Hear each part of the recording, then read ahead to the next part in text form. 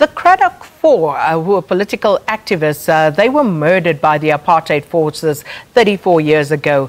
Now they will receive a memorial that is seen as one of the best landmarks of liberation heritage in South Africa.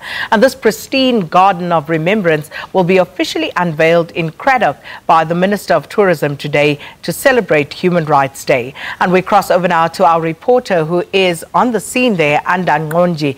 Anda, good morning, and do tell us what exactly is expected to take place at that Remembrance Garden today.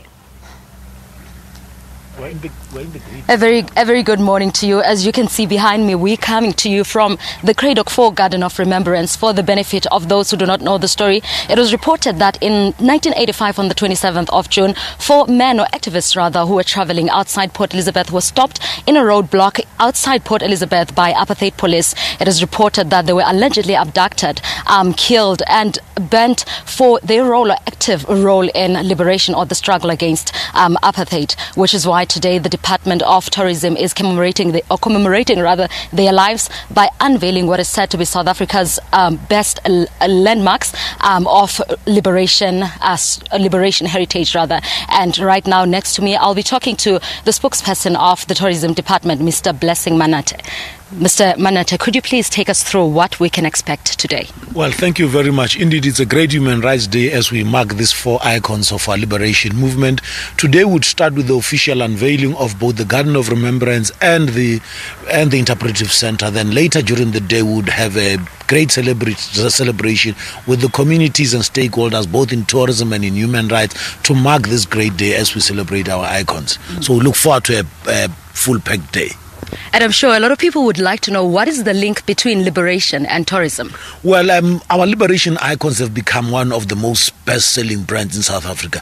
The same way the Bolivians and the Cubans celebrate Che Guevara, South Africans are celebrating Mandela, Biko, the Cradock Four, and a lot of other of our heroes, Walter Sisulu, Mama Albertina Sisulu.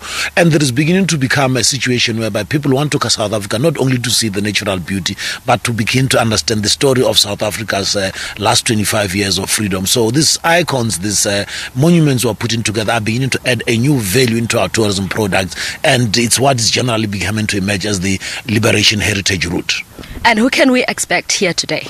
Well, of course, our uncle in the tourism business, Minister Derek Hanogom, will unveil the statue together with MEC for Economic Development and Tourism, Mr. Oscar Mabuyane. The families, those that have come after the Cradock Four will also be joining us. But importantly, the people of Cradock will come here and see this monument rising for their own future. What kind of an impact can, a garden of this nature have in our economy, not only in Cradock, but also in the country as well? Well, firstly, for Cradock, we are going to see a number of local economic development initiatives growing out of this. There will obviously be tourists coming in here. There will be souvenirs which people want to buy. There will be other value-added services around the tourism node here. But for South Africa, it means that we are beginning to restructure the heritage landscape of the country, but we are beginning to add new products to the destinations, and we basically are saying that Cradock will never be the same again from a tourism point of view. And can we see, more gardens of this nature in other heritage sites? Because I remember speaking to the people of Uitenhage, complaining that with the question of the Langa massacre, they have not really been recognized, and they would like some bit of, an improved heritage site. Would you actually say that we can see more of this in South Africa as a whole? Well, there is more coming out. Well, to the people of Uitenhage who are saying that the Langa massacre monument will come through, all they've got to do is to be ready to take care of it. We are saying to the people of Limpopo there will be the Peter Mokaba monument. We are saying to the people of Gugulethu that there will be something to celebrate what has happened in the Western Cape. There is already the Samora Machel monument in Mpumalanga. The whole country would pop up with new heritage installations that are not just about bronze, but they're actually monuments of our history and our struggle. Well, that was the spokesperson of the Tourism Department, Mr. Blessing Manate, saying that we can expect a great deal of economic contribution from a site of this nature, and also saying that they will try and expand gardens of this nature and make sure the likes of beneficiaries or people from the Langa massacre in Uitenhage will also see something like this in their town. For now, from us here in Cradock, back to you in studio.